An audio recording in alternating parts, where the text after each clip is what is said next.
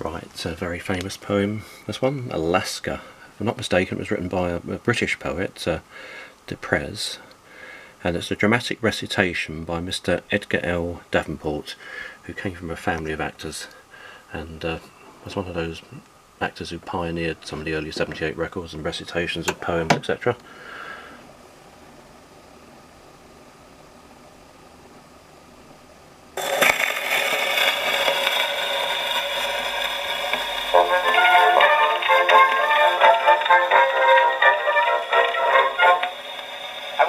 And I want fresh air, and I long for the canter after the kettle, the crackle whips like shots in a battle, the melee of horns and hoofs and heads, that wars and wrangles, scatters and spreads, the green beneath, the blue above, and dash and danger, life and love and Lasca. Lasca used to ride on a mouse grey Mustang close by my side, with blue syrup and bright bell spur. Why, I laughed with joy as I looked at her. Little she cared save to be by my side, to ride with me and ever to ride, from San Saba shore to Lamacca's tide, in Texas down by the Rio Grande. She was as bold as the billows that beat, she was as wild as the breezes that blow. From her little head to her little feet, she was swayed in her suppleness to and fro by each gust of passion. A sapling pine that grows on the edge of a Kansas bluff, and wars with the wind when the weather is rough, is like this Lasca, this love of mine. She would hunger that I might eat, would take the bitter and leave me the sweet. But once when I made her jealous for fun, at something I'd whispered or said or done, she drew from her bosom a dear little dagger, and quick, sting of a wasp! It made me stagger, an inch to the left or an inch to the right, and I shouldn't be maundering here tonight. But she sobbed, and sobbing so swiftly bound her torn reboso about the wound, that I quite forgave her. Well, scratches don't count in Texas down by the Rio Grande. The air was heavy, the night was hot. I sat by her side and forgot the herd that were taking their rest, forgot that the air was close oppressed, that the Texas norther comes sudden and soon, in the dead of night or the blaze of noon, and once let that herd at his breast take fright, there's nothing on earth can stop their flight. And woe to the rider, and woe to the steed, who falls in front of their mad stampede. Was that thunder?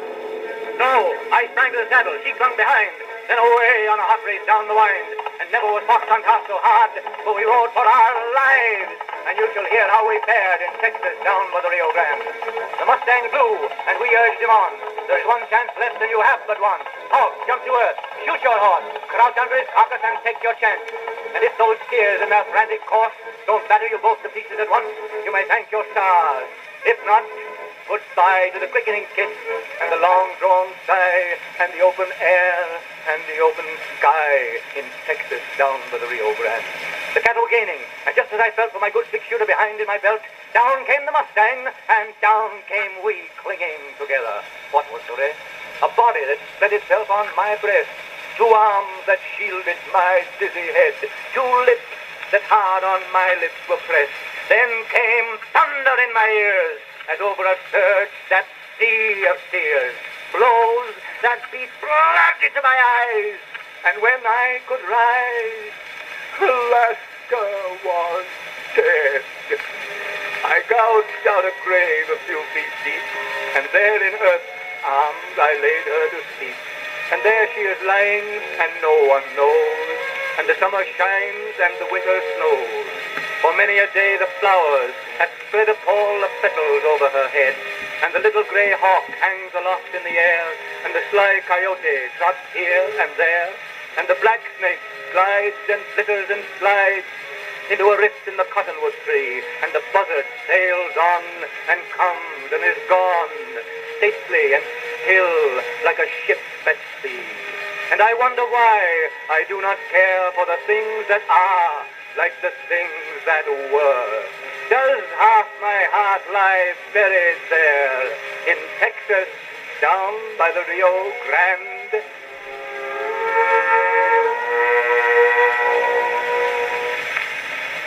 Right, the other side of this lovely Columbia record, dramatic recitations by Edgar L Davenport, who was an American actor who started off recording in wax cylinder and took it right through to 78. By the sound of these records, there may have actually been reissues of wax cylinder. But anyway, this is Sheridan's Ride, which I think is a Civil War poem, and it's by the poet Read.